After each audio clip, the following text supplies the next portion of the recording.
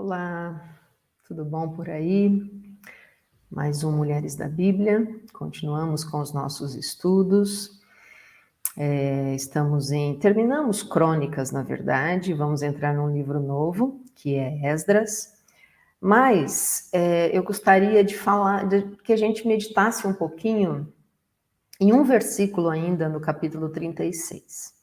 Então, a gente vai entrar, talvez dê, né, para a gente já entrar hoje em Esdras, mas eu gostaria de colocar aqui, segundo Crônicas 36, se vocês quiserem acompanhar, segundo Crônicas 36, verso 21. Não tem referência a uma mulher, a uma história de alguma mulher, mas ela é abrangente para todo mundo, né? E ela traz algo muito interessante para a gente conversar, né? Então, se você quiser acompanhar aí, segundo Crônicas 36, 21, diz assim: Cumpriu-se, desse modo, a mensagem do Senhor transmitida por Jeremias. A terra finalmente desfrutou seu descanso sabático e permaneceu desolada, até que se completaram os 70 anos, conforme o profeta havia anunciado.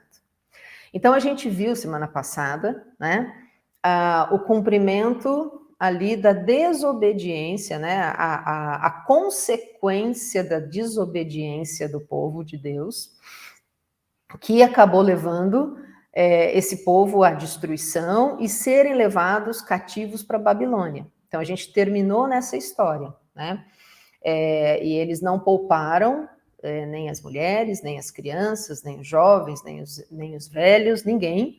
Babilônia entrou, destruiu Jerusalém, levou cativo ali aquelas pessoas como consequência da desobediência deles. Então, profetas, mais profetas, né, apareceram, a gente viu a história da Uda, lembram? Falando sobre o que iria acontecer se o povo não se arrependesse, se o povo não se humilhasse, se o povo parasse, né, de desobedecer. A gente até viu a semana passada, lembrou ali de Deuteronômio, existem dois caminhos. Um caminho Deus está, o outro não. E onde Deus não está, só se encontra morte, destruição. Mas o povo decidiu, como povo, decidiu ir por esse caminho da destruição, né? Mesmo diversas vezes, Deus chamando a atenção. A gente então terminou nessa história, mas antes da gente entrar em Esdras, eu queria que a gente visse um pouquinho desse versículo. Jeremias, profeta, ele se levanta, ele não vai cativo, ele fica ali em Jerusalém, desolada, né? E ele profetiza, dizendo que agora que o povo foi para a Babilônia, cativo, está uma desolação ali a Jerusalém, né? Ele diz assim, agora se cumpriu o que foi profetizado, né? E aí ele fala de algumas coisas importantes. Ele fala 70 anos, então ele diz, o povo vai ficar 70 anos cativo, já está determinado, é esse tempo que eles vão ficar lá.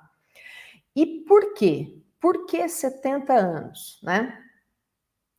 E aí a gente vai pegando ali as referências para entender esses 70 anos, o porquê desse número, né?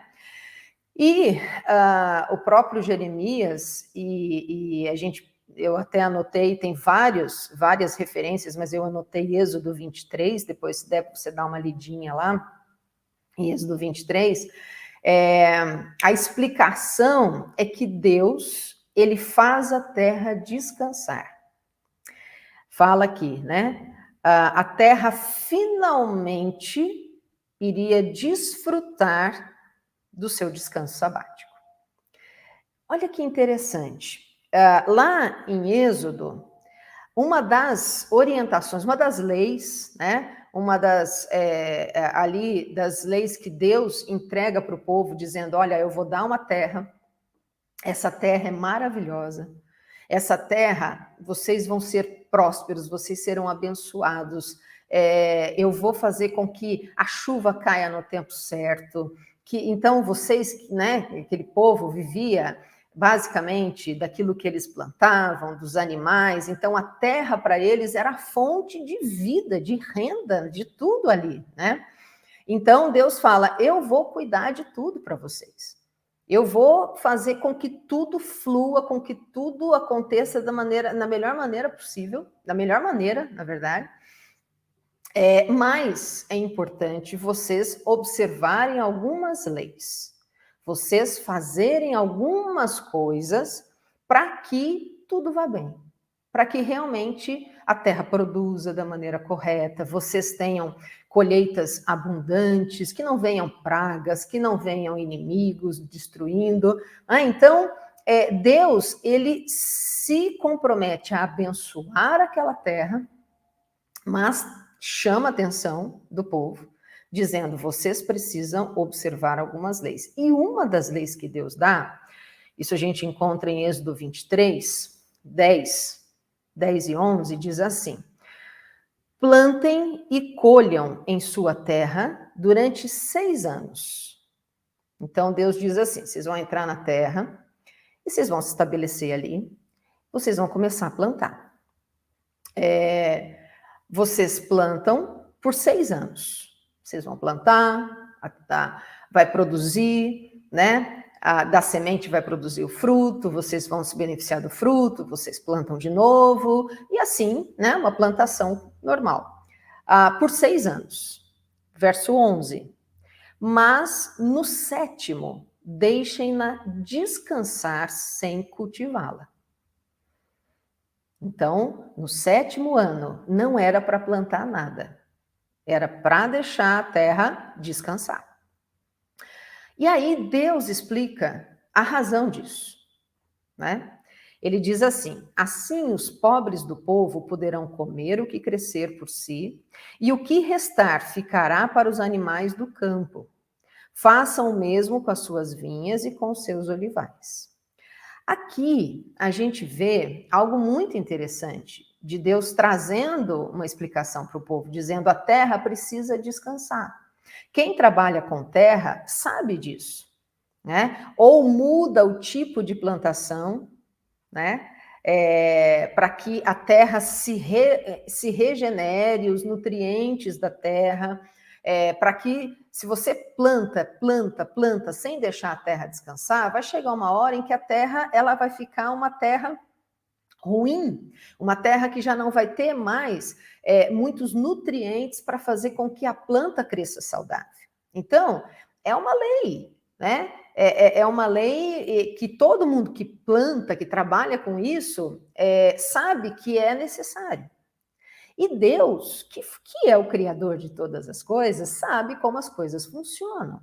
E aqui a gente vê algumas coisas pontuadas, né? Primeiro, o descanso da terra, que é importante para não desgastar a terra ao máximo e chegar a ficar inativa, ficar uma terra ruim, né? Deus não queria que isso acontecesse, queria que eles tivessem colheitas fartas, colheitas saudáveis, que fosse uma bênção, né? Então, para isso, observem o descanso da terra. Uma outra coisa, a preocupação, o cuidado de Deus para com aqueles que eram pobres, com aqueles que não tinham terras, que não tinham posses, que não tinham ali, né, como se beneficiar daquela terra se não fosse com o descanso da terra. É claro que durante todos os anos tinham-se leis para o cuidado dos pobres. A gente vê isso em toda a Bíblia, o cuidado com o órfão, com a viúva, com os pobres, com os estrangeiros, esse cuidado, essa preocupação de Deus, Deus chamando a atenção do seu povo, isso é extremamente importante para nós, né? Que cremos em Deus e cremos naquilo que Deus nos ensina através da sua palavra, né? O cuidado que nós devemos ter, a preocupação, a proatividade de abençoar, né, aquele que é menos favorecido, aquele que está passando por um tempo difícil, aquele que é estrangeiro, né, o estrangeiro, o quanto ele sofre numa terra estrangeira, não é a sua terra, então o estrangeiro, o órfão, a viúva. Então, os necessitados em geral, Deus ele sempre chama a nossa atenção, dizendo: prestem atenção, abençoem, façam de tudo para que essas pessoas também tenham dignidade, também tenham uma vida abençoada, né? E é isso que Deus coloca aqui. Então, o descanso da terra também era para abençoar aqueles menos favorecidos, aqueles que estavam passando por alguma necessidade. Também diz aqui, né, não apenas os pobres, mas também os animais. Então, olha a preocupação, né? O cuidado de Deus com toda a sua criação. Então, deixem a terra descansar, vai nascer por si só, né, as coisas que estão ali, mas ela não vai ser, ela não vai ter o peso da plantação, da colheita, né? E os animais do campo se beneficiarão também nesse ano de descanso. Então, olha, outra coisa extremamente importante para a gente ponderar e trazer isso para a nossa vida. Como Deus, ele dá peso, como Deus valoriza o que ele criou. E se ele valoriza, nós devemos valorizar. Né? Tudo que Deus valoriza, tudo que Deus diz que é bom, tudo que Deus diz que é importante, deve ser o que nós também entendemos. Então, se Deus acha que é importante, é importante. Se Deus diz que é para valorizar, eu valorizo. Não é? Então, aqui ele está dizendo, cuidado com a criação dele. E uma outra coisa que também nós encontramos em outros versículos e que está também como princípio desse ano sabático, então tudo isso naquele ano que a terra precisava descansar. A provisão de Deus, né? O descansar em Deus. Não era só a terra que tinha que descansar. O proprietário da terra, a família daquela terra precisava descansar, entendendo quem me dá a provisão não é essa terra, é Deus que me abençoa. Se não é Deus, essa terra, né, não representa absolutamente nada. E isso é um princípio para a nossa vida também.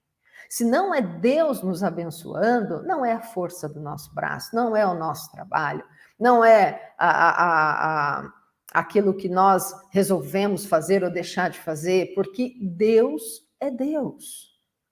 Se Ele não nos der o fôlego de vida, quem somos nós? Se acordamos hoje, se estamos respirando hoje, podemos com certeza agradecer porque Ele tem nos sustentado. Ele não nos deu o fôlego de vida somente quando Ele nos criou, mas Deus sustenta todas as coisas, é o que a Bíblia diz. Né? Então, em primeira instância, a prioridade, né, o lugar correto da nossa vida é depender de Deus, saber que se eu existo, saber se eu respiro, saber que eu estou aqui é pela graça, é pela misericórdia de Deus, é porque Ele tem me sustentado. Se eu tenho esse entendimento, eu não vou me deixar levar pelas preocupações da vida, pelos medos que aparecem na nossa vida, pelas circunstâncias difíceis, mas essa terra está muito ruim, mas a situação do nosso país está desse jeito, mas aconteceu isso, mas tem essa doença, mas todas essas coisas, elas não são maiores e mais fortes do que Deus, pelo contrário. E se a nossa dependência está nele, nós podemos passar pelos turbilhões da vida, pelas tempestades da vida, fortalecidos nele. Porque a nossa dependência não está naquilo que está sob o nosso controle. Né? Então, se as coisas estão indo bem, ok, então eu estou bem. Se começa a ter dificuldades, eu já me desmorono. Não. Porque a minha e a sua provisão vem de Deus. Porque Ele me sustenta e te sustenta. Então, a Bíblia diz, não seremos abalados. Como não ser abalado? Olha o que eu estou passando, você pode dizer, né? Como não ser abalada numa situação tão terrível assim? A Bíblia explica, dependendo de Deus, dependendo dele, sabendo que a provisão vem dele, sabendo que a paz vem dele, não das circunstâncias, Não está tudo bem, eu tenho paz. Se não está, já não tenho mais. Não, a paz é para permanecer. É para permanecer. Por quê? Porque é Ele que nos sustenta. Esse era um princípio que Deus queria ensinar para aquele povo. A dependência dEle. O descansar nele. Saber que Ele é Deus. Então, Ele pode todas as coisas. Saber que a mão dele está estendida sobre cada um de nós, nos abençoando. Então, contamos com a bênção de Deus? Não existe absolutamente nada que pode nos tirar esta verdade. Nada. Eu não sei o que você tem passado, eu não sei o que está acontecendo, eu não sei se de repente tem acontecido aconteceu alguma coisa essa semana que te abalou, hoje, alguma notícia, alguma situação, mas essa palavra, ela nos ministra, chamando a atenção de que nós somos, né, filhos dele, filhas dele, e fomos chamados para descansar desse Pai que é amoroso, que cuida de nós, que nos ama, que deseja coisas maravilhosas para a nossa vida, né? Diz que aquilo que ele deseja para nós é infinitamente melhor, é infinitamente maior, é infinitamente mais do que a gente mesmo deseja para nós mesmos. Então é esse Deus que diz: descansa. Descansa a terra do seu coração, né? Descansa em mim, diz o Senhor. E ele estava dizendo isso para esse povo. Descansa, deixa a terra descansar. Era algo visível, eu gosto muito. Porque a gente vê na Bíblia, né, a gente vê muito isso no ministério de Jesus também, ele usando coisas muito visuais para nos ensinar, né? E eu fico pensando que a terra ali, eu fico imaginando, né, aquele dono da terra, imagina aquele campo bem grande, que ele por 6 anos ia lá, com a sua família, com seus empregados, plantava semente, via crescer, via ali o momento certo de colher, e aí, de repente, no 7º ano, ele olhando para aquele campo enorme e não plantando nada, deixando as coisas crescerem naturalmente, deixando a terra descansar. Ali, visualmente, era algo que deveria ensinar para aquelas pessoas. A terra está descansando. O meu coração também precisa descansar em Deus. Eu preciso descansar, sabendo que tudo que eu precisar nesse ano, Ele vai me suprir. Como Ele me abençoou em todos os outros anos, Ele vai continuar me abençoando nesse ano de descanso, né? Então era uma maneira de ensinar ao povo a dependência de Deus. Mas o que de fato aconteceu? O povo não obedeceu. Eles não deixaram a terra descansar. Nenhum ano. Imagina, em nenhum ano, ano após ano, eles plantavam, colhiam, plantavam, colhiam, plantavam, colhiam e não pararam para o descanso da terra. Eles não pararam. E aí, então, veio a consequência disso. Deus chega e diz, tá bom, vocês não querem deixar a terra descansar, vocês não querem depender de mim, vocês não querem também abençoar os menos favorecidos, vocês não estão se importando com aquilo que eu criei, não é? Então, ok, vocês são livres para escolher, mas as consequências também, elas são, né, inevitáveis. E aí o que aconteceu? Chegou o tempo, Deus permite que Babilônia entre, devaste tudo, leve escravos para lá, e a terra, então, agora vai descansar. 70 anos. Cada ano que a terra não descansou, somando, dá 70. Não é? Então, ali a terra iria finalmente ter o seu descanso. Olha que coisa impressionante. Não é? Deus parou tudo, fez com que aquele povo não tivesse condições mais de plantar, não tivesse condições mais de viver ali. Por quê? Porque a terra iria descansar. Era isso que deveria acontecer desde o início. Se eles fizessem isso, se eles obedecessem, se eles fizessem, né, valorizassem aquilo que Deus disse que era importante, se eles tivessem esse temor, eles não precisavam passar por essa desolação. Eles não precisavam ser levados escravos para a Babilônia. Pessoas não precisavam ser destruídas, mortas, não precisavam de tudo isso, mas veio a consequência dessa desobediência. Veio a consequência da ganância, né? Veio a consequência de não olhar para o próximo, veio a consequência. E isso é extremamente importante, por isso que eu queria que a gente visse esse versículo, porque ele fala a nossa vida, né? A gente trazendo ele para a nossa realidade hoje. Deus, ele continua tendo princípios para a gente viver, estabelecendo a maneira correta que a gente tem que encarar a nossa vida, né? As nossas escolhas. E como nós temos feito isso? Eu acho que vale uma reflexão hoje na nossa vida. Como é que nós temos feito isso? Como é que nós temos olhado o nosso dia a dia e entendido qual é a maneira que Deus deseja que eu haja nessa situação? O que é que Deus tem me ensinado através da sua palavra, de o que eu devo fazer, como eu devo agir, qual a escolha que eu devo tomar, o que eu tenho que fazer, o que eu tenho que deixar de fazer, né? Como deve ser o meu relacionamento com Deus, né? São reflexões que são extremamente importantes da gente fazer na nossa vida, no nosso dia a dia, cada dia da nossa vida. Será que temos cumprido aquilo que Ele tem nos falado? E isso é algo muito sério, muito sério. Porque quando Deus ele nos dá as orientações, estabelece os princípios pelos quais a gente deve viver, Ele está dizendo, esse é o caminho, ande por aqui.